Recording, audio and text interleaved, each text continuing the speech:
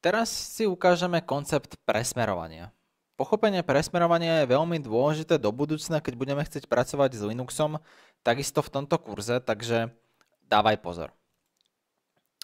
Máme tu nejaký výstup a ten výstup si vypíšeme, zobrazíme v termináli. Na to sme už zvyknutí. To znamená, keď napíšeme ls, tak ten výstup sa nám proste zobrazí tu. A ďalej s ním nepracujeme, pretože vieme, OK, vypísali sme si niečo, ideme ďalej.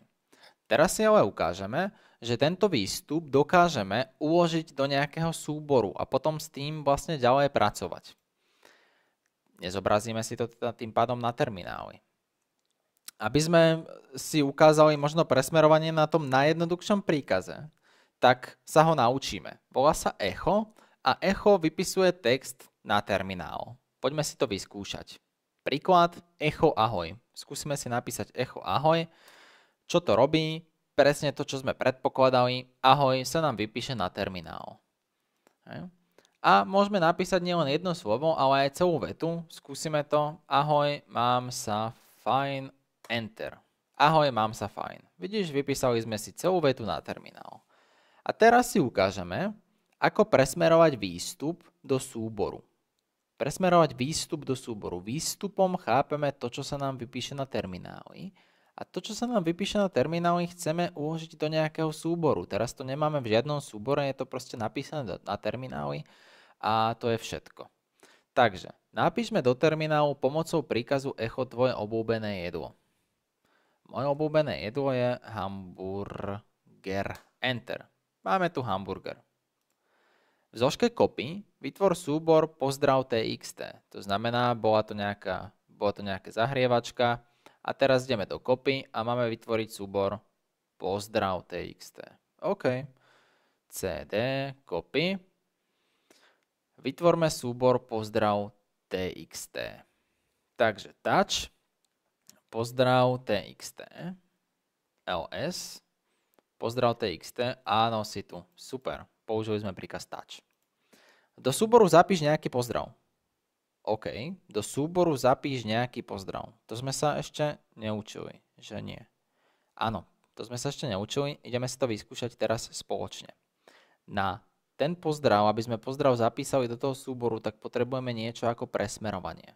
Takže ten výstup zapíšeme do súboru. Echo ahoj, to sme si skúsali. A teraz použijeme takúto šípku na to, aby sme to zapísali do pozdrav txt. Takže povedali sme echo, napíš ahoj, ale nevypíš to na terminál, pretože som ti povedal, aby si to zapísal niekde. Presmeroval ten výstup do pozdrav txt. Takže poďme si to skúsiť.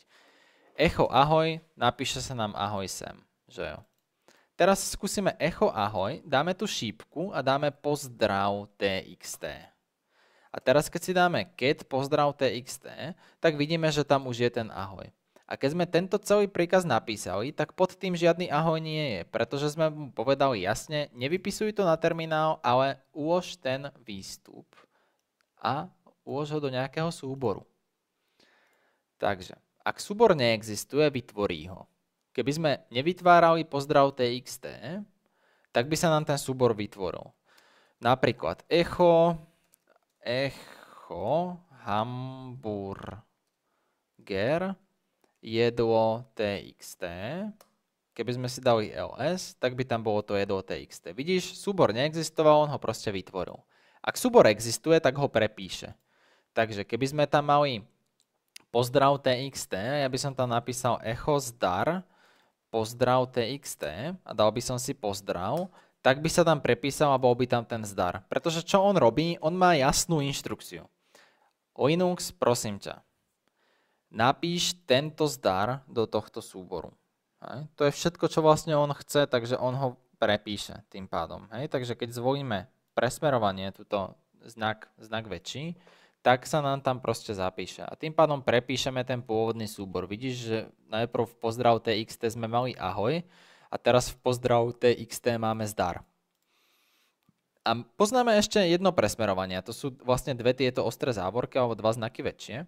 Skúsime si to teraz napísať. Echo zdar pozdrav txt. Nenapíšeme zdar, pretože to tam už máme. Skúsime napísať ahoj. Takže echo, ahoj, echo, ahoj, pozdrav TXT. A teraz keď dáme cat pozdrav TXT, tak už tu máme zdar a ahoj. Tým, že sme použili tieto dva znaky väčší, tak už nám to spravilo to, že sa to tam dopísalo. Takže to si zapamätajme. Dopíše, append po anglicky na koniec súboru, toto presmerovanie. Hej. Takže to sú dva koncepty, ktoré sme sa potrebovali naučiť. Jeden z nich je zapisovanie do súboru a prepisovanie existujúceho textu. A druhý je, nič neprepíš, proste to dopíš do konca. Hej. Môžeme si to ukázať ešte na takomto obrázku. Takže keď máme echo ahoj a dáme jednu šipečku, prepisujeme súbor. Ak dáme echo ahoj a dáme dve šipečky, tak pridáme slovo na posledný riadok tohto súboru.